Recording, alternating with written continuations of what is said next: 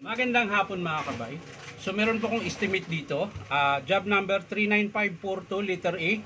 Ang model ito mga kabay, DWE8100S. 4 inches ng DeWalt grinder, D4. Ito po yung slim type. Yung kayang hawakan ng isang kamay. Ayan.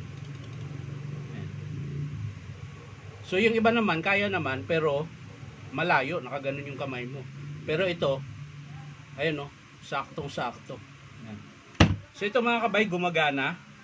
Kaso lang, maingay, tsaka ipit yung andar niya. Ayan po, sasaksak natin.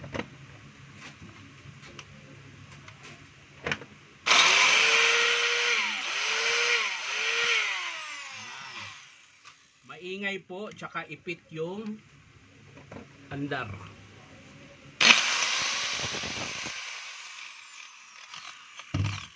So maaring sira po yung bearing niyan, tsaka gear. Para malaman natin mga kabay, kailangan nating buksan. Ayan, bubuksan natin.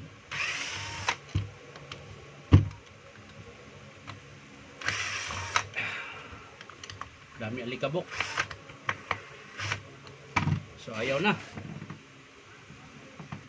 So yan na mga kabay, nabuksan ko na po. Inuna ko na yung sa gearbox para makita natin yung gear. Ayan. So hindi ko lang nakalas yung kanyang carbon. So kailangan nating kalasin mga kabay. So ayan yung carbon niya, kalahati pa. Sa kabila. Tingnan din natin sa kabila. Ayan, kalahati din. Uhugutin na po natin yung armature. Ayan. So ayan mga kabay. Eto. So yung bearing lang dapat ang papalitan. Ayan, matigas po yung bearing niya. Dito po sa may likuran. Ayan po. Ayan. Ito po yung matigas na bearing. Tapos sa harap. Ayan. So ngayon mga kabay, pati yung pinion niya medyo manipis na. Kaya medyo maingay na rin po. Ayan. Tsaka may tama din po yung gear niya.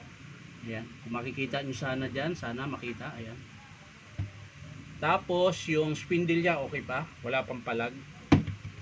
So, ang papalitan dito mga kabay, imbis na bearing lang, ayan, may tama din pala yung armature. Ayan, tingnan nyo po yung bar niya. Ayan. Meron po siyang pingas. Ayan. Oo, pingas sa Tagalog yan. Ayan. So, armature, hindi ko na isasama yung bearing sa likuran. Dahil pag binili nyo po yung armature, meron na po yung bearing sa likuran. Pero sa harap isasama ko dahil wala pong bearing sa harap na kasama pag binili yung armature. Sa likod lang po. Ayan. So ang estimate ko dito ay armature, bearing 608, tsaka gear in pinion.